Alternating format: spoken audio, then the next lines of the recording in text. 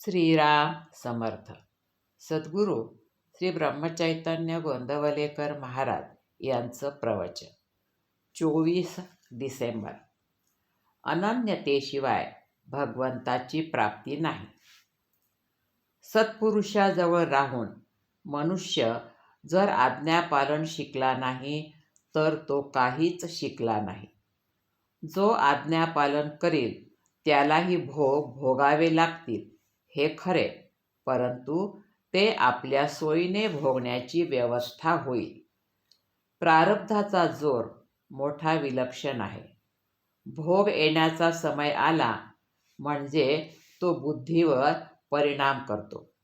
तिथे आपण सावध राहून सत्पुरुषाच्या सांगण्याप्रमाणेच वागलो तर प्रारब्धाचा जोर मंदावल्या वाचून राहणार नाही. प्रारब्धाने बुद्धीमध्ये काहीही विचार उत्पन्न झाले तरी त्याप्रमाणे वागणे अथवा न वागणे हे आपल्या हातामध्ये आहे. आणि म्हणून तर मनुष्य हा श्रेष्ठ आहे.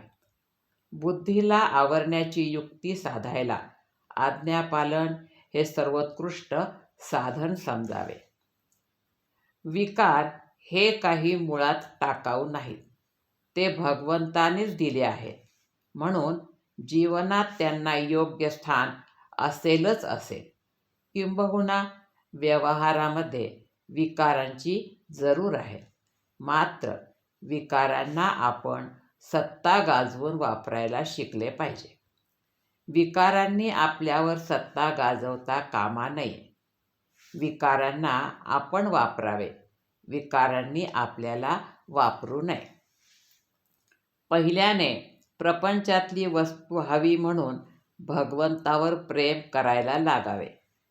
चिकाटीने ते प्रेम वाढवावे, म्हणजे नंतर वस्तूचे महत्त्व निघून जाते आणि भगवंत तेवढा शिल्लक उरतो. भगवंताला एकदा धरला की कोणत्याही परिस्थितीमध्ये त्याला सोडू नये. त्याचे नाम घेतल्याने हे साधते. म्हणून नाम घेत जा असे मी सतत सांगत असतो. प्रपंचात आपण किती कष्ट करतो तितका मोबदलाही मिळत नाही. परमार्थात तसे नाही. परमार्थ जितका करावा तितके तितके समाधान अधिकाधिक असते. ज्ञानमार्ग असो किंवा भक्तिमार्ग असो, खरा मी कोण हे ओळखण्यासाठीच सर्व साधने असतात. आज आपल्यापाशी खोट्या मीचे प्राबल्य आहे. ते नाहीसे करणे जरूर आहे. खोटा मी गेला की खऱ्या मीला कुठून आणायची जरुरी नाही. तो प्रत्येकाच्या अंतःकरणामध्ये स्वतः सिद्ध आहेच. म्हणून खोट्या मीला मारण्यासाठी भगवंताचे दास्यत्व पत्करणे फार आवश्यक असते. अनन्यतेशिवाय भगवंताची प्राप्ती नाही. त्यातच भक्ती जन्म पावते. नामस्मरण हे भक्ती मार्गाचे मुख्य साधन आहे. नामस्मरणाने भगवंताचे प्रेम अनायास उत्पन्न होते. ते नाम तुम्ही निष्ठेने आणि आनंदाने घ्या, हेच माझे सांगणे आहे. आजचे बोधवचन. काहीही केले तरी शेवटी नामाशिवाय गत्यंतर नाही, तर मग ते घेण्यास विलंब किंवा चालढकल करण्यात काय हशील आहे.